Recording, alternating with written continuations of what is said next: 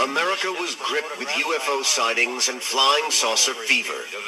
The military was eager to deny it was anything to do with them, and went on television to reassure the American public. We can say that the recent sightings are in no way connected with any secret development by any agency of the United States.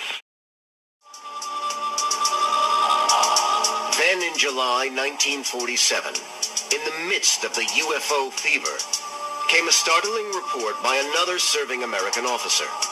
He announced to the press the discovery of remains from a flying saucer found in Roswell, New Mexico. Within hours, the story of the Roswell incident exploded around the world. The American military panicked. Again, they issued an official statement designed to reassure an anxious public, denying the remains were from a flying saucer. They maintained that it was simply a weather balloon. Behind all these American denials was a more ominous possibility for the military. Assuming the UFOs were not from outer space, flown by aliens, perhaps all these sightings were evidence of an enemy closer to home. The American military were inundated by all kinds of UFO reports, and that drove them to the idea that perhaps some of those UFO missions were the Soviets. It was not until 20 years later that the U.S. government was forced to confess that the Roswell incident, back in 1947, was in fact secret military testing by the Americans. They published a report which concluded that what was recovered was not the remains of an extraterrestrial spacecraft, but debris from a then-classified Army Air Force research project, codenamed Mogul.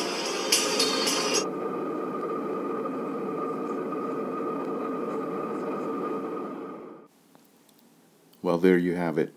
A funny little version of history throughout the multiverse.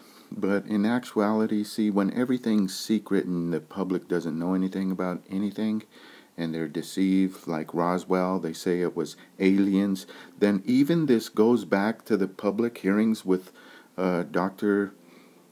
Greer, and he's saying it's extraterrestrials, and that's where we differ. It's the U.S. It's been the U.S. It's vortex knowledge.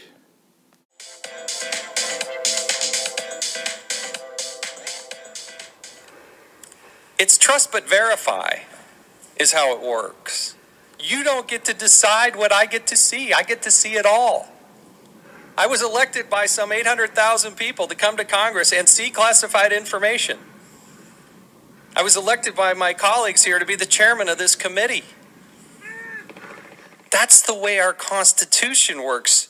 Will the FBI provide to Congress the full file with no redactions of personal identifiable information? I cannot make that commitment sitting here today. Then I'm going to issue a subpoena, and I'm going to do it right now.